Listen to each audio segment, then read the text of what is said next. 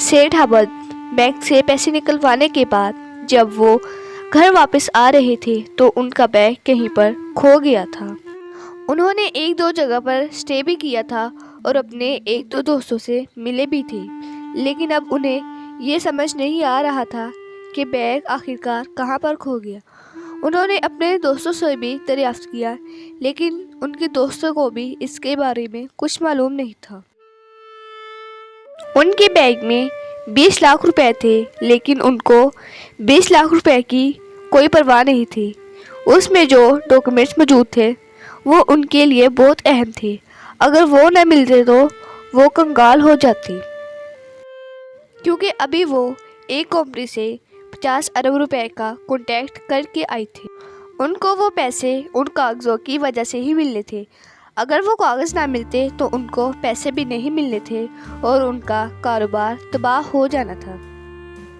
उसके दिल में ये ख्याल आ रहा था कि कल अखबार में शाये करवा दूंगा कि जिसने वो बैग मुझे वापस कर दिया मैं उसे 10 लाख रुपए का इनाम दूंगा।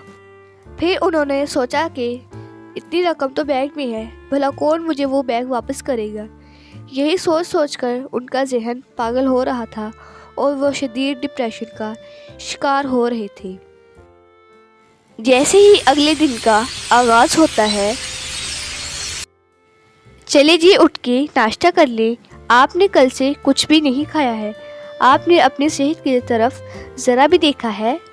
इस तरह अगर आपने नाश्ता नहीं किया तो आपकी सेहत और ख़राब हो जाएगी और आप बीमार पड़ जाएंगी। चले जल्दी उठिए, आप नाश्ता कीजिए। साजिदा, जब मैंने तुमको एक मर्तबा बोला कि मैंने नाश्ता नहीं करना तो तुम क्यों बार बार मुझे तंग करने के लिए आ जाती हो? जाओ जाकर रमज़ान को भेजो, जाओ प्लीज़। सुनो रमज़ान, एक बात मेरी कान खोल के सुन लो, आज मैंने किसी से भी नहीं मिलना। सुना तुमने? जो भी कोई आए कहना साहब की तबीयत खराब है। तो रमज़ान जल्दी से कमरे से बाहर चला जाता है और जैसे ही कुछ वक्त गुजरता है तो रमज़ान दोबारा कमरे में आता है और वो डरते डरते बोलता है, ससद सेठ साहिब, बाहर एक आदमी आया है जो कहता है कि सेठ आबद साहब से मिलना है, मुझे बहुत ज़रूरी काम है उनसे। रमज़ान, मैंने तुम्हें कितनी ताकीद करके भेजा, तुम फिर चले आए मुझे तंग करने के लिए। सेठ साहब, मैंने तो उनको बहुत मना किया, वो कह रहे हैं आपकी कोई बहुत ही ज़रूरी अमानत उनको मिली है जो वो सेठ आबद साहब को वापस लौटाना चाहते हैं। रमज़ान, क्या कह रहे हो तुम? उनके पास मेरी बहुत ज़रूरी अमानत है और वो मुझे वापस लौटाना चाहते हैं। रमज़ान, जाओ जल्दी से देखो वो चले न जाएं, उन्हें ड्राइंग रूम में बिठाओ, मैं अभी आया तुम्हारे पीछे। जाओ भाई जाओ। रमज़ान तेजी से बाहर जाता है। सेठ आबद दिल में दुआ करता है कि या अल्लाह वो मेरे कागज़ ही हों, या अल्लाह रहम कर वो मेरे कागज़ ही हों। जैसे ही सेठ आबद ड्राइंग रूम में दाखिल होता है तो वो नौजवान कहता है, क्या सेठ आबद साहब आप ही हैं? हाँ वह बरखुरदार, मेरा नाम सेठ आबद ही है। क्या आपकी कोई चीज़ गुम हुई है? तो सेठ आबद बगैर सांस लिए जल्दी से बोलते हैं, हाँ बरखुरदार, मेरा एक बैग गुम हुआ है जिसमें कुछ पैसे और मेरी कंपनी के बहुत ही ज़रूरी कागजात हैं। तो वो सेठ आबद को बैग वापस कर देता है। सेठ साहब, ये मुझे झांग रोड पर एयरपोर्ट के करीब से मिला। मैंने इधर उधर सभी शॉप्स पर पता किया, लेकिन उनमें से बैग किसी का नहीं था। तो मुझे असली मालिक तक पहुंचने के लिए मजबूरन बैग को खोलना पड़ा, जिसके लिए मैं बहुत शर्मिंदा हूँ। आप अपनी अमानत चेक कर सकते हैं, अल्लाह के हुक्म से एक तिनका भी नहीं हिला। तो सेठ आबद कुछ पैसों की थैली निकालकर उसकी तरफ बढ़ाता है और कहता है, देखो नौजवान, ये पैसे तुम्हारा इनाम नहीं बल्कि मेरी तरफ से नजराना है, प्लीज़ इसे कबूल कीजिए। सेठ साहब, सबसे पहले आप अपने पैसे अपनी जेब में डालें। ये काम मैंने पैसों के लिए नहीं किया, बल्कि ये मेरा फ़र्ज़ था। अगर आप मुझको ना मिलते, यकीनन मैं ये थाने में जमा करवा देता।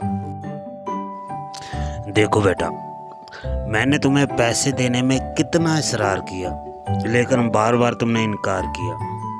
क्या तुम मेरे पैसों को अच्छा नहीं समझते?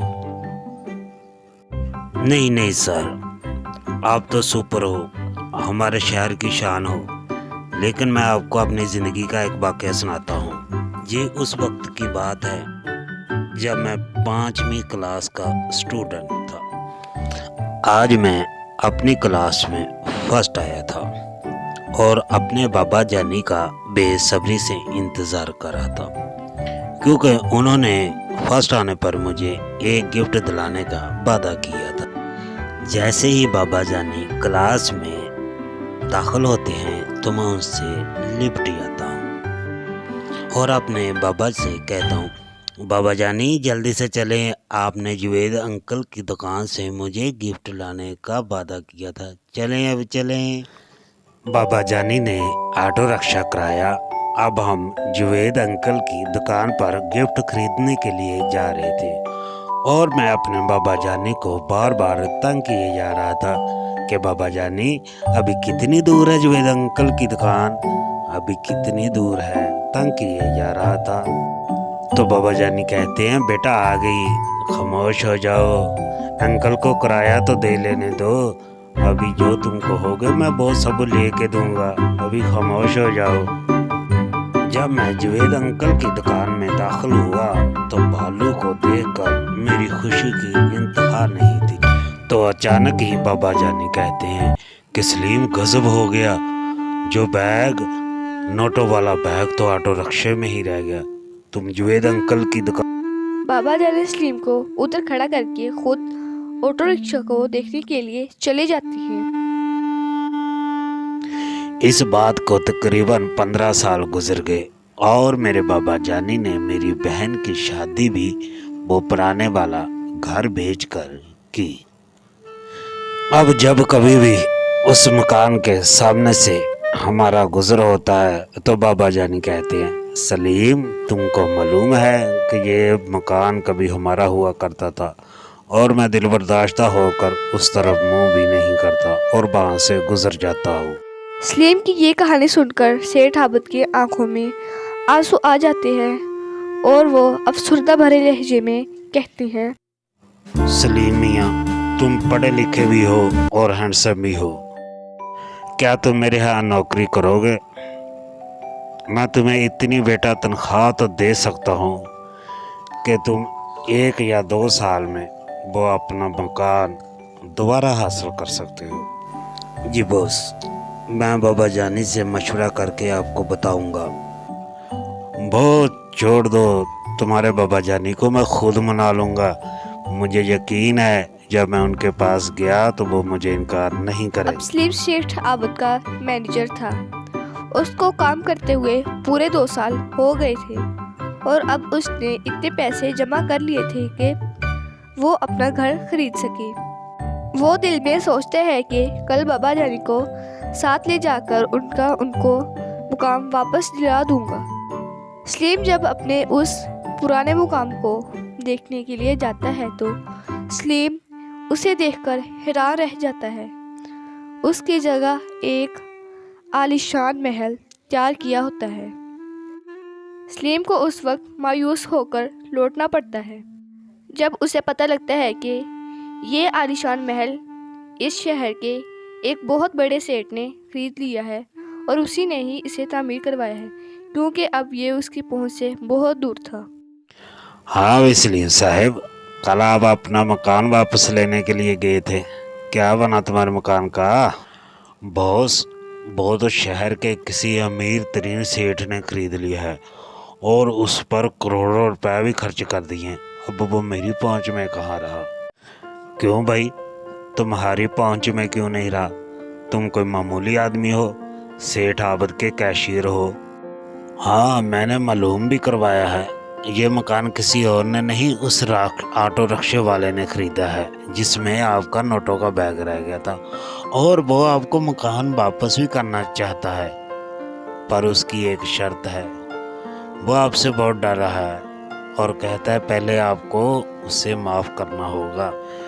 سیٹھ صاحب، میں نے تو اسے اسی وقت معاف کر دیا تھا، کہا تھا جو میری قسمت میں، جو اللہ کو منظور، لیکن آپ اس شخص کو میرے سامنے تو لائیے جو اتنا عظیم انسان ہے، اتنا خوبصورت محل واپس کرنے کے باوجود مجھ سے معافی بھی مانگ رہا ہے۔ پہلے اس ناچیز سے چھوٹا سا گفٹ قبول کیجیے۔ وہ سونے کی چابی سلیم کے والد کو دیتا ہے اور اس سے کہتا ہے، میری ایک بیٹی ہے جس کا نام مینا ہے، اس کی شادی میں سلیم سے کرنا چاہتا ہوں، آپ کو کوئی اعتراض تو نہیں؟ مجھے کیا اعتراض ہو سکتا ہے سیٹھ صاحب، سلیم آپ کا داماد بنے، اس سے بڑھ کر میرے لیے اور کیا بات ہو سکتی ہے؟ اور رہی اس آٹو رکشے والے کی بات، تو وہ بد نصیب شخص میں ہی ہوں، کیونکہ آپ کے بیگ میں کوئی ایڈریس بھی نہیں تھا۔ میں نے آپ کو بہت ڈھونڈنے کی کوشش کی لیکن آپ نہیں ملے۔ میں نے اس رقم سے ایک کاروں کا شو روم شروع کیا جس کا کاروبار پوری دنیا میں آگ کی طرح پھیل گیا اور میں شہر کا امیر ترین سیٹھ بن گیا۔ سیٹھ عابد نے اب سلیم کو ایک محل دیا اور اس نے اسے ایک سونے کی گاڑی بھی دی۔ اب اس کمپنی کا نام سیٹھ عابد نہیں بلکہ سیٹھ سلیم رکھ دیا گیا تھا۔ اب اس کمپنی کا نام سیٹھ عابد نہیں بلکہ سیٹھ سلیم رکھ دیا گیا تھا، اور وہ کمپنی اتنی ترقی کر رہی تھی کہ اس کمپنی میں وہی انسان کام کر سکتا تھا جو مخلص اور ایماندار ہو، اور سونے کی گاڑی بنانے والی دنیا کی پہلی کمپنی بن گئی تھی۔